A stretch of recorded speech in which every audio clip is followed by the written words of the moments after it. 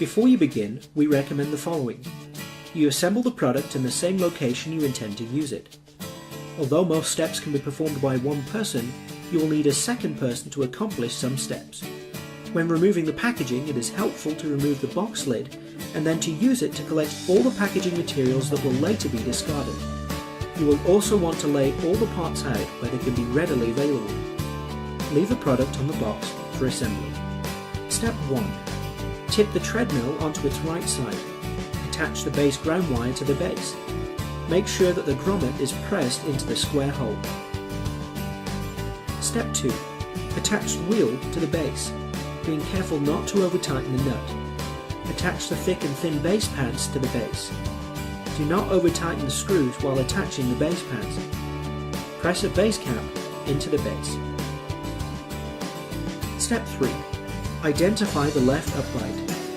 Tie the wire tie to the upright wire and thread the wire through the upright.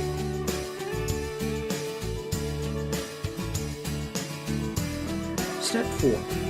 Hold the left upright against the base, being careful not to pinch the wires.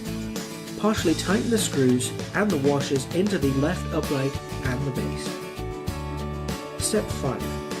Tip the treadmill onto its left side and repeat the steps that were performed on the right side. Note that there is no wiring. Step 6. Position the treadmill so that the base is flat on the floor. Slide the left and right base covers onto the uprights. Step 7. Identify the left handrail. Insert the wire tie on the upright wire into the bottom and out of the end of the left handrail. Attach the left handrail to the upright. Step 8. Repeat the previous step on the right side, noting that there is no wiring. Step 9. Remove the 2 screws from the pulse crossbar. Remove the pulse crossbar and discard the screws. Remove the 4 screws from the console frame. These screws will be used in a later step. Step 10. Attach the left and right trays to the console base. It may be easier to start the 2 inside screws and then to slide the trays into place before tightening the other 6 screws.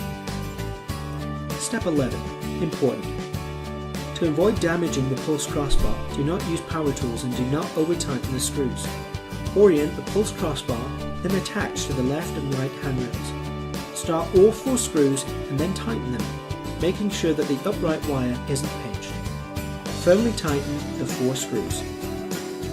Step 12. Hold the console assembly near the handrails and then connect the ground wire from the console assembly to the ground wire on the pulse crossbar. If you do not connect the connectors properly, the console may become damaged when you turn on the power.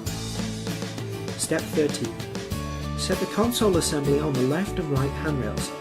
Make sure that no wires are pinched. Insert the excess upright wire behind the console frame. Attach the console assembly to the brackets on the handrails with the 4 screws that were removed in Step 9. Start all 4 screws but do not tighten them yet. Step 14. Attach the pulse crossbar to the console assembly and firmly tighten all console screws from previous steps. Step 15. Raise the frame to the upright space saver position.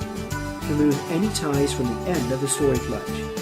Attach the lower end of the storage latch to the base and the upper end of the storage latch to the frame. Step 16. Make sure that all parts are properly tightened before you use the treadmill.